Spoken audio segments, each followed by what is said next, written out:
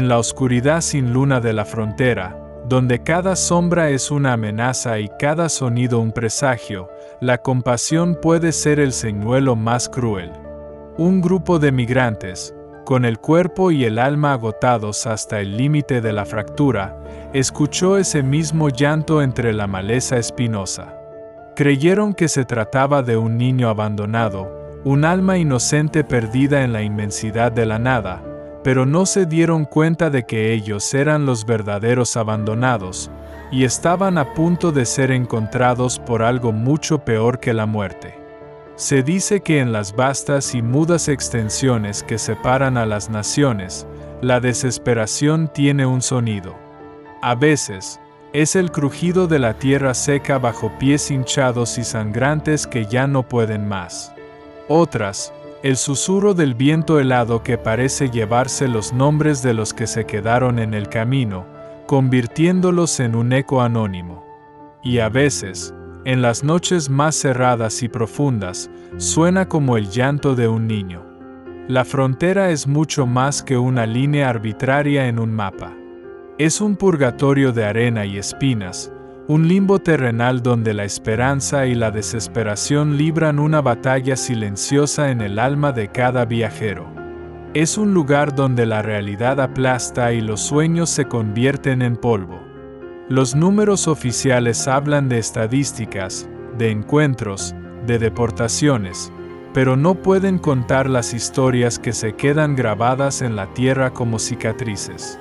Relatos de supervivencia casi milagrosa, de pérdida irreparable, en las noches más oscuras, de un terror que no parece ser de este mundo. Son las leyendas que nacen del trauma colectivo, las que se susurran en voz baja en los albergues superpoblados y alrededor de fogatas temblorosas y clandestinas.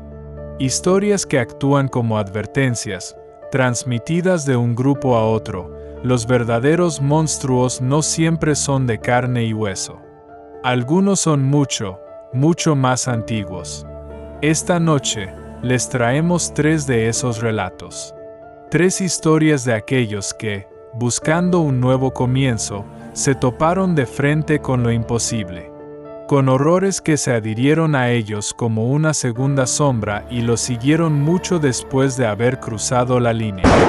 El llanto en la maleza. El frío del desierto de Sonora es un frío traicionero. No es el frío húmedo que se te mete de a poco en los huesos, sino un frío seco, afilado como una navaja, que te roba el calor del cuerpo en cuanto el sol sangra en el horizonte y se oculta. Javier lo sabía demasiado bien. A sus 40 y tantos, esta era su tercera travesía, su tercer intento de burlar a ese gigante dormido.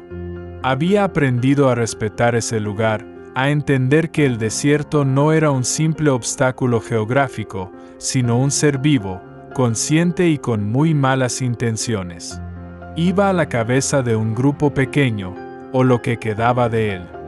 Detrás, casi pisándole los talones, Mateo, un muchacho de no más de 20 años, con la mirada vacía y perdida en el suelo pedregoso, como si ya hubiera dejado su alma en algún punto del camino.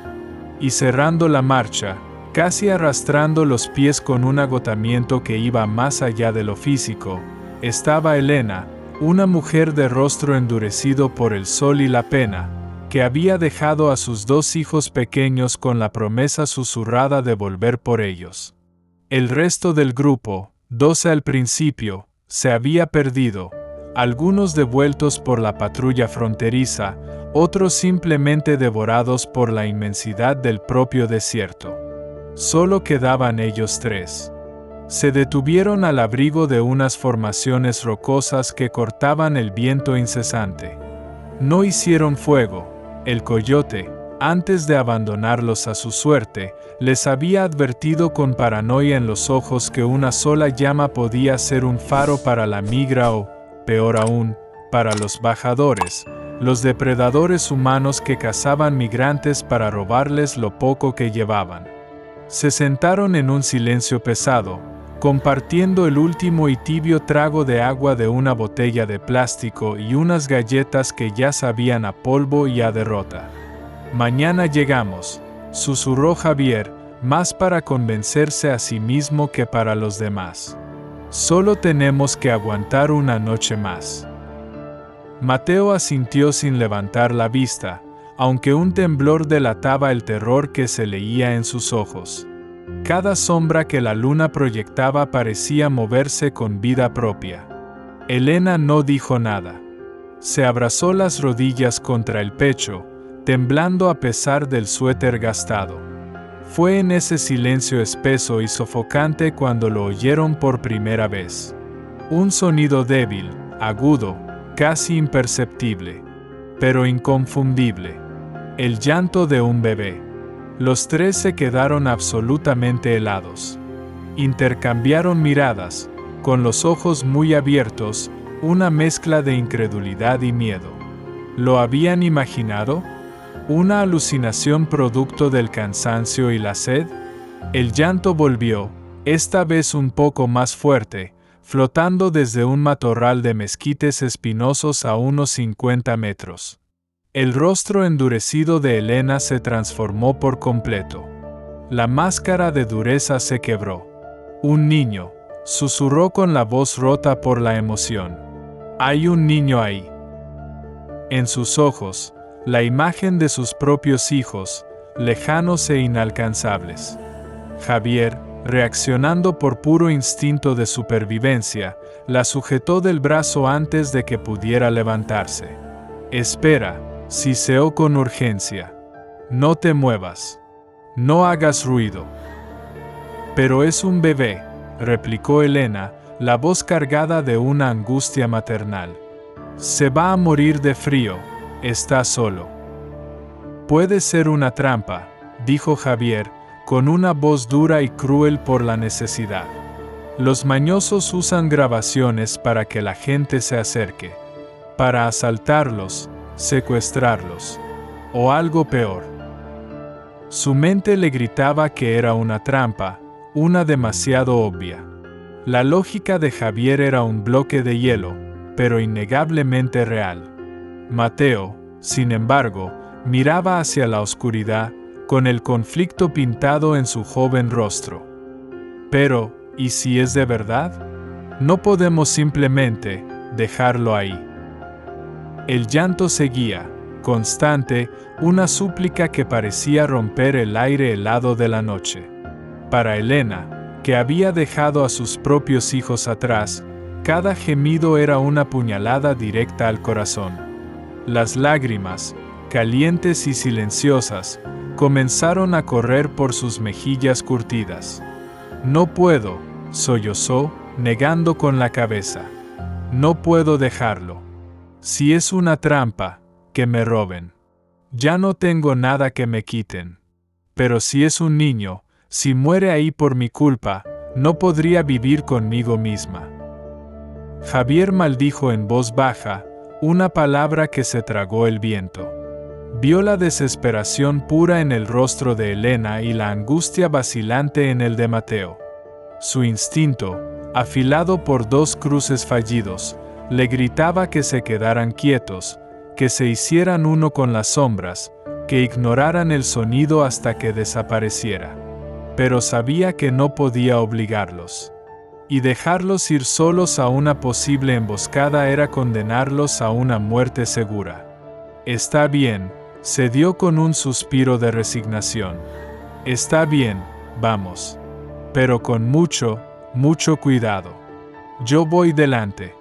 Ustedes, pegados a mí. Si digo, corran, corren.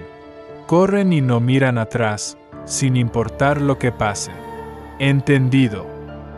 Asintieron, sus cuerpos tensos por el miedo y por una extraña y peligrosa esperanza. Javier sacó una pequeña navaja de su bolsillo. No era mucho, pero era mejor que enfrentarse a lo que fuera con las manos vacías. Avanzaron agachados, moviéndose como fantasmas sobre la tierra fría y crujiente. Con cada paso, el llanto se hacía más y más fuerte, y más extraño. Ya no solo sonaba lastimero. Tenía una cualidad antinatural, mecánica. Como si no viniera de unos pulmones diminutos y frágiles, sino de algo que imitaba el sonido, una parodia grotesca. A Javier se le erizó el vello de la nuca.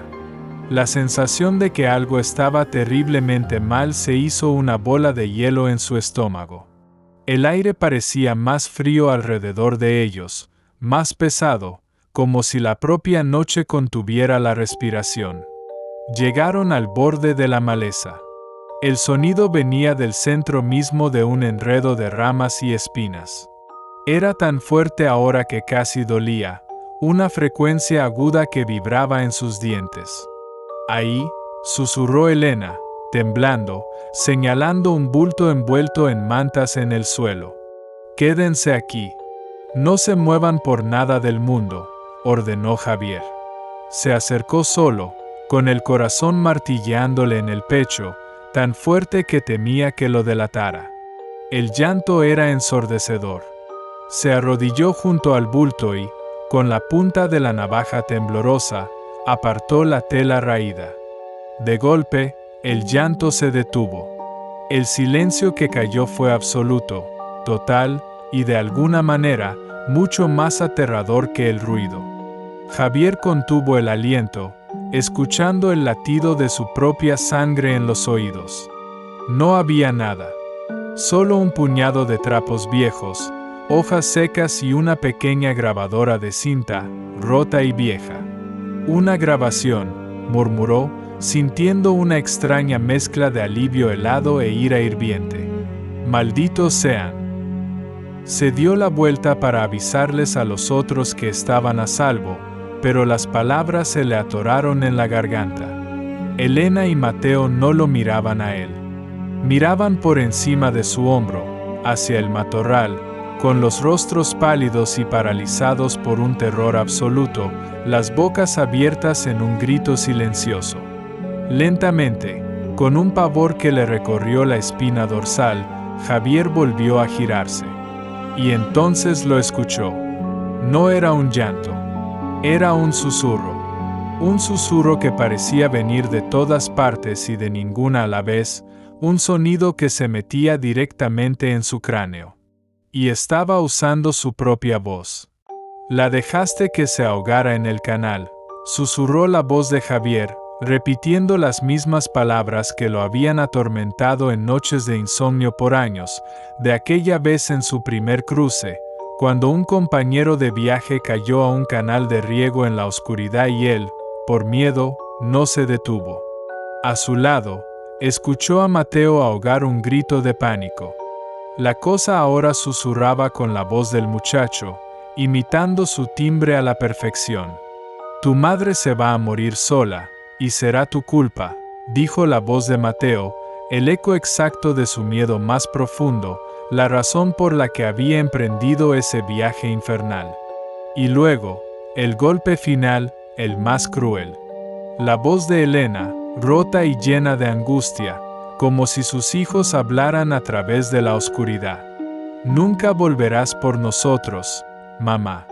Nos abandonaste. Elena soltó un alarido inhumano, un sonido de pura alma rota que desgarró el silencio del desierto. El terror finalmente rompió la parálisis. Javier se levantó de un salto, agarró a Elena y a Mateo y los empujó. ¡Corran!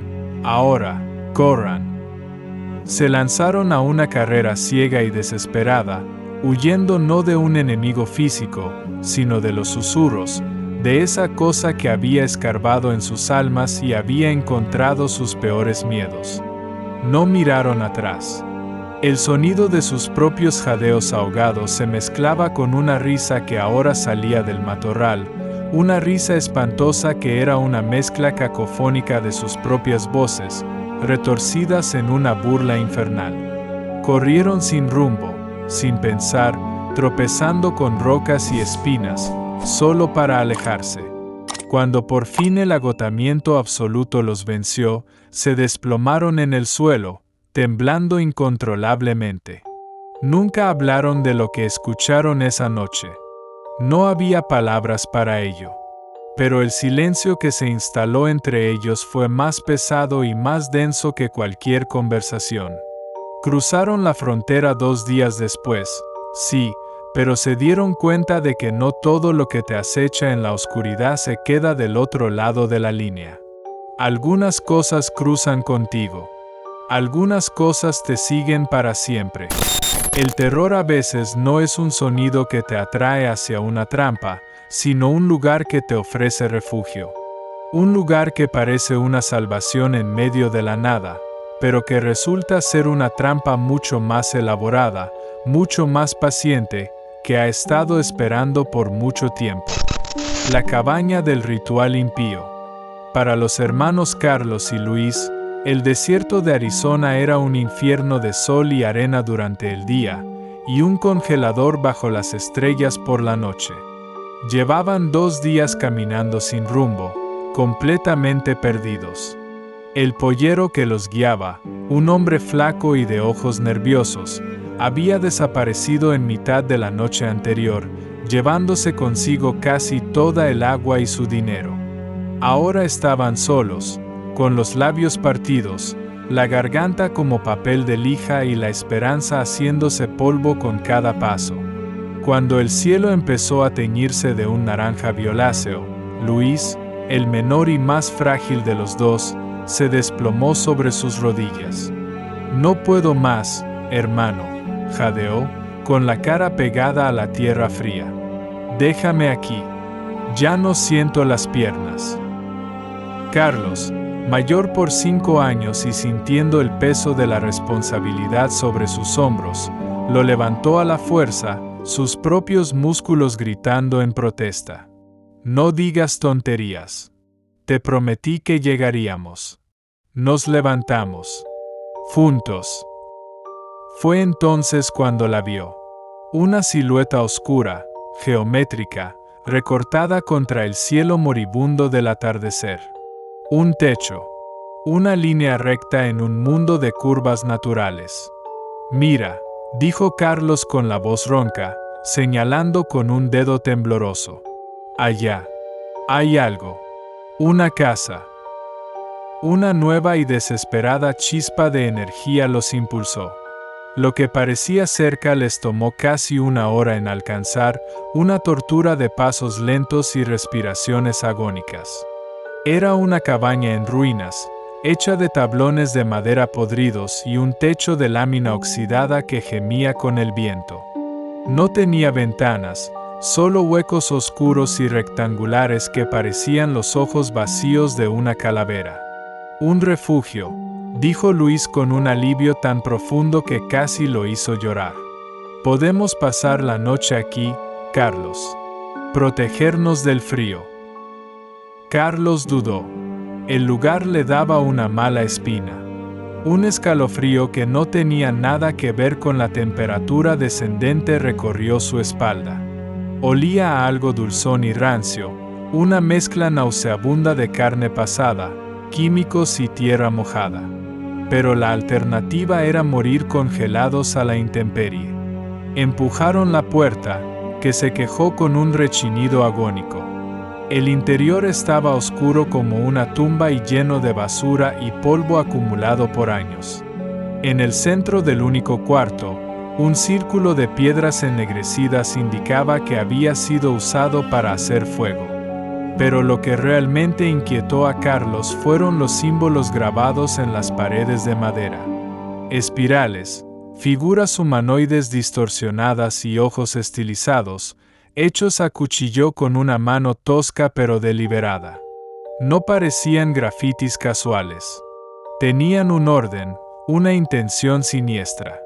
«¡Qué lugar tan raro!», murmuró Luis, pero el cansancio era un sedante más potente que el miedo. Se acurrucó en un rincón y se quedó dormido casi al instante. Carlos no podía descansar. Se sentía observado por 1000 ojos invisibles. Sacó su pequeña linterna de dínamo y recorrió el lugar. En una esquina encontró una pila de huesos de animales pequeños, aves y roedores, y algo que le heló la sangre, un zapato de niño, pequeño, desgastado y solitario. Cerca de él, un trozo de tela que parecía parte de una camisa infantil. Intentó buscar una explicación lógica. Cazadores, tal vez. Ocupas. Pero la atmósfera era sofocante, cargada de una energía pesada y maligna que parecía presionar sus pulmones. Fue entonces cuando oyeron el motor. Una vieja camioneta, con el motor fallando, que se acercaba lentamente por el camino de tierra. Carlos apagó la linterna de inmediato y sacudió a su hermano para despertarlo. «Alguien viene, escóndete, rápido», susurró con pánico. Se ocultaron tras una pila de tablones podridos en el rincón más oscuro de la cabaña. Por las grietas de la pared, vieron los faros de una pick-up detenerse. Se bajaron 3 figuras. No hablaron. Una de ellas, alta, delgada y con el pelo largo y canoso ondeando al viento, se movía con una autoridad silenciosa y aterradora. Los otros 2, más corpulentos, bajaron un bulto grande y pesado de la parte trasera, envuelto torpemente en una lona sucia. Carlos y Luis contuvieron la respiración, el corazón latiéndoles al unísono. Los recién llegados entraron a la cabaña como si fuera suya y, sin mediar palabra, encendieron un fuego en el círculo de piedras. La cabaña se llenó de un resplandor anaranjado y sombras danzantes que hacían que los símbolos de las paredes parecieran moverse. Entonces, desenvolvieron el bulto. Carlos se mordió la mano con fuerza para no gritar. Luis empezó a temblar sin control a su lado. No era un animal. Era un torso humano. Pálido, ceroso, sin cabeza, brazos ni piernas. Sin ceremonia alguna, con la naturalidad de quien arroja un tronco a la hoguera, lo lanzaron al fuego. La cabaña se inundó de un olor nauseabundo y dulzona carne quemada que se mezclaba con el aroma a pino de la leña. Y entonces, la figura de pelo canoso empezó a cantar. No era una canción. Era un rezo gutural, monótono, en un idioma desconocido, áspero y sibilante, lleno de chasquidos y susurros. Como si respondieran a la llamada, algo empezó a moverse afuera. A través de los huecos de las paredes, los hermanos vieron siluetas que se deslizaban por la arena. Víboras. Decenas de ellas. Serpientes de cascabel, de todos los tamaños, arrastrándose hacia la cabaña desde todas las direcciones. Pero no atacaban. Se arremolinaban alrededor de la cabaña, justo en el borde de la luz del fuego, sus cuerpos moviéndose en un patrón hipnótico y antinatural, los cascabeles creando un zumbido bajo y constante que acompañaba el canto. «Es un ritual», susurró Luis, llorando en silencio. «Hermano, por favor, tenemos que irnos». Pero estaban atrapados. La única salida estaba bloqueada por los hombres y el fuego. El canto se hizo más fuerte, más frenético, y el zumbido de los cascabeles aumentó en intensidad. De pronto, la figura principal se detuvo en seco. El canto cesó. Giró la cabeza lentamente, con un movimiento de reptil, como si hubiera escuchado el susurro de Luis a pesar del ruido. Su mirada recorrió la oscuridad y, por un segundo insoportable, sus ojos parecieron clavarse directamente en su escondite. Eran ojos vacíos, negros, sin alma. Ese fue el momento. El instinto primordial de supervivencia se apoderó de ellos. «Ahora», gritó Carlos. Salieron de su escondite como 2 proyectiles y corrieron hacia la puerta. Las figuras del ritual gritaron, un sonido de furia y sorpresa. Uno de ellos intentó agarrar a Luis, pero Carlos lo empujó con la fuerza de la desesperación. Salieron disparados hacia la noche, el sonido de los gritos en aquel idioma infernal y el traqueteo ensordecedor de cientos de cascabeles persiguiéndolos. Corrieron como nunca antes en sus vidas, con los pulmones en llamas y el terror dándoles alas. No se atrevieron a detenerse, no se atrevieron a mirar atrás, hasta que el resplandor de la cabaña fue solo un punto de luz malvada y parpadeante en la inmensidad de la distancia. Una patrulla fronteriza los encontró al amanecer, deshidratados y delirantes. Fueron detenidos y deportados, pero por primera vez en sus vidas, la deportación se sintió como una salvación, un escape. Nunca contaron la historia completa. ¿Quién les iba a creer semejante locura? Pero en las noches, cuando cerraban los ojos, todavía podían oler la carne quemada y ver aquellos ojos vacíos y sin alma mirándolos desde la oscuridad. Buscaron refugio del desierto, y encontraron una de las puertas del mismísimo infierno. El horror no siempre te espera emboscado en el desierto. A veces, viaja contigo, oculto en tu equipaje de recuerdos. Y a veces, ya te está esperando pacientemente en el lugar que crees seguro. Se esconde, no en la intemperie salvaje, sino en las paredes de la habitación contigua. Las paredes que susurran. Para Roberto y Sofía, llegar a esa pequeña y anónima casa en un suburbio tranquilo de Texas debía ser el final de la pesadilla. Su hijo de 8 años, Leo, que había soportado el viaje con una entereza adulta y silenciosa, dormía por fin en una cama de verdad por primera vez en semanas. La casa era un piso de seguridad, una parada temporal en la red de tráfico. Las instrucciones del hombre que los dejó allí fueron claras y amenazantes. No salgan para nada. No hagan ruido. No hablen con nadie. En una semana, quizás 2, alguien vendrá por ustedes. Sean invisibles. Al principio, la invisibilidad se sintió como un lujo. Después de semanas siendo visibles, siendo el blanco de todo tipo de depredadores humanos y naturales, poder cerrar una puerta con llave se sentía como un milagro. La casa era espartana, muebles viejos cubiertos con sábanas blancas, un refrigerador casi vacío con un cartón de leche agria y un paquete de pan duro. Pero la casa tenía una quietud extraña, una quietud expectante. Las paredes, pintadas de un color beige desvaído, parecían absorber el sonido, y el silencio que quedaba era denso, pesado, como el de una tumba. Cada crujido de la madera vieja sonaba como un paso deliberado en la noche. La primera señal vino de Leo. Una tarde, Sofía lo encontró en su cuarto, con la oreja pegada a la pared que colindaba con el pasillo. «¿Qué haces, mi niño?», le preguntó suavemente. Leo la miró con sus ojos grandes y serios, que parecían haber envejecido 10 años en el viaje.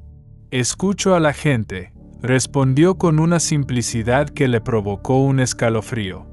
Sofía frunció el ceño, agachándose a su altura.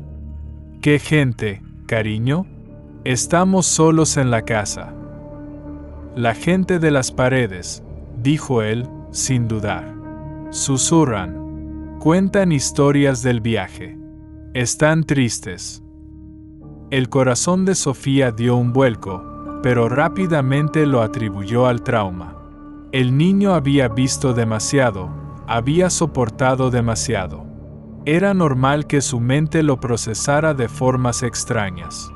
Lo abrazó fuerte y le dijo que solo eran los ruidos de una casa vieja. Pero esa noche, mientras intentaba dormir en el colchón tirado en el suelo junto a Roberto, ella también lo escuchó. Primero, fue un rasguño, muy leve, como uñas arañando la madera desde dentro del muro. Lo ignoró. Luego, un susurro, tan bajo que podría haber sido el viento. Pero no había viento esa noche. Contuvo la respiración y aguzó el oído. El susurro volvió, una mezcla de voces débiles y dolientes, como un radio mal sintonizado recogiendo fragmentos de conversaciones lejanas. Sacudió a Roberto. ¿Escuchas eso? Él, medio dormido y agotado, no oyó nada y murmuró que estaba imaginando cosas. Pero a partir de esa noche, la casa pareció despertar. Los susurros se hicieron más frecuentes, más audibles en el silencio de la noche. Oían pasos lentos en un piso de arriba que no existía. Las puertas de los gabinetes de la cocina, que se aseguraban de cerrar, aparecían abiertas por la mañana. La tensión entre la pareja creció, envenenando el poco alivio que habían sentido. El refugio se había podrido, convirtiéndose en una celda claustrofóbica. Es el estrés, Sofía. Estamos al límite, decía Roberto, intentando mantener una fachada de calma que no sentía. Leo también lo oye, replicaba ella con la voz temblorosa. Hay algo malo en esta casa, Roberto. Algo se quedó aquí. Los susurros se volvieron más claros. Ya no era un murmullo indescifrable, eran fragmentos de frases, ecos de tragedias. No había suficiente agua, gemía una voz de mujer desde la pared del baño. Me solté del tren, no pude agarrarme, sollozaba otra en el armario del pasillo. Una noche, lo peor de todo, el río está muy frío, jadeaba una voz de niño debajo de la cama de Leo. Lo comprendieron con un horror que los paralizó. No eran los fantasmas de la casa, eran los fantasmas del viaje. Ecos de todas las almas que se habían perdido en el camino. Comprendieron que esa casa, siendo un nudo en la red de tráfico humano, se había convertido en un faro para el dolor, un depósito para la agonía de incontables viajeros que habían pasado por ahí antes que ellos. El punto de quiebre fue una noche de tormenta. Un grito aterrado de Leo los hizo saltar. Corrieron a su cuarto y lo encontraron sentado en su cama, pálido como un fantasma, señalando a un rincón oscuro de la habitación. Ella está triste, dijo Leo, llorando desconsoladamente. Dice que la dejaste ir, mamá. Roberto y Sofía miraron hacia el rincón. No había nada. Pero entonces, la sombra en la esquina pareció hacerse más densa, retorciéndose, hasta tomar la forma de una mujer, delgada y encorvada, con el pelo oscuro y mojado pegado a la cara. Sofía ahogó un grito y retrocedió. Durante el cruce del río Bravo, una joven de su grupo había resbalado en la corriente traicionera. Sus dedos helados se habían rozado con los de Sofía por un instante, pero la fuerza del agua era demasiado.